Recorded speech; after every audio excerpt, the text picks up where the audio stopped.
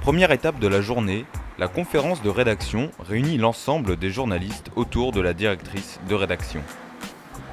La conférence de rédaction elle a lieu tous les matins à 9 h. Sont autour de la table tous les journalistes et les JRI, donc les caméramans qui vont travailler ce jour-là pour l'actualité du soir.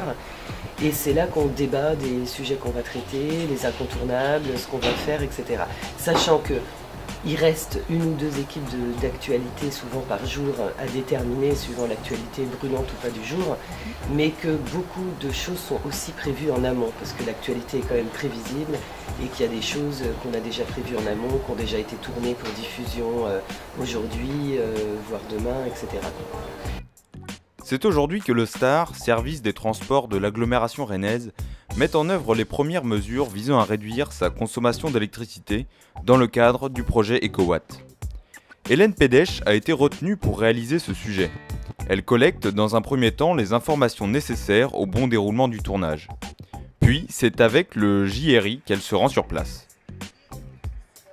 Je disais, l'important dans ce métier, c'est d'avoir une tenue qui permette autant d'aller dans une ferme au fin fond de la campagne que dans un salon de la préfecture. Voilà, trouver la bonne tenue adéquate. On a rendez-vous à 15 h, on a rendez-vous avec un responsable de Keolis, les transports en commun de Rennes, qui va nous parler justement de son engagement dans la démarche EcoWatt. Et puis là, pour être prêt le plus tôt possible pour le montage et la diffusion ce soir, on tourne des images d'illustration.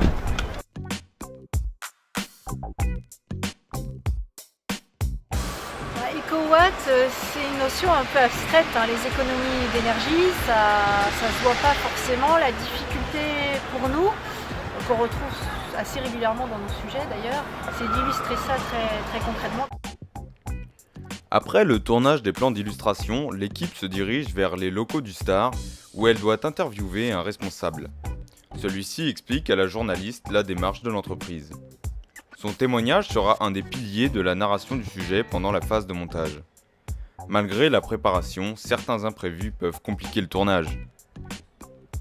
On va faire rouler les rames un peu moins vite. S'il vous plaît, vous arrêtez de filmer. Non, on est en incident, ça perturbe les gens d'avoir les caméras derrière. Si vous pouvez vous décaler, là on est en incident. Jean-Rémy, s'il te plaît. Jean-Rémy, vous allez ailleurs. Non, là ça va pas le faire, ça perturbe les gens du PC d'avoir des caméras derrière. Une solution est rapidement trouvée et le tournage peut se dérouler comme prévu. La journaliste et le JRI travaillent main dans la main pour que tous les éléments nécessaires au bon déroulement du sujet soient enregistrés. Retour à France 3. Dès leur arrivée, un disque Blu-ray contenant les images filmées est transmis en salle de montage. C'est la fin du travail du JRI qui peut maintenant ranger le matériel de tournage.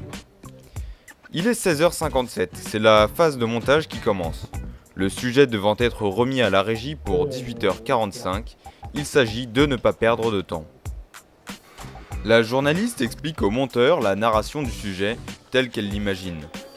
Puis les plans d'illustration et les interviews sont montés avec un objectif précis, ne pas dépasser la minute à la seconde près.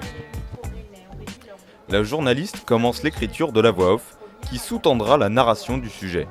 Bien sûr, quelques tests sont indispensables pour parvenir à la longueur désirée. Il est maintenant plus de 17 h, le montage vient d'être terminé. L'étape suivante est le mixage son et l'enregistrement de la voix off. Un technicien spécialisé contrôle l'ensemble de ces opérations. Dans son studio d'enregistrement, la journaliste dispose d'un retour image pour ajuster son débit de parole aux images. Le sujet est remis peu avant 19 h, avant que ne commence la diffusion en direct du journal.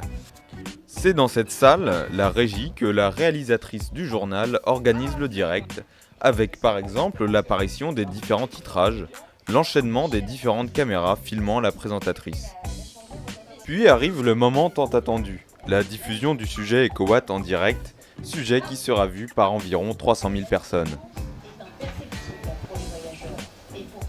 Ce matin et ce soir, les métros rennais ont réduit leur vitesse, histoire de se mettre au pas avec la première alerte EcoWatt dévoilée en 200 cm. Désolé pour l'utilisation, mais il y a eu trop de...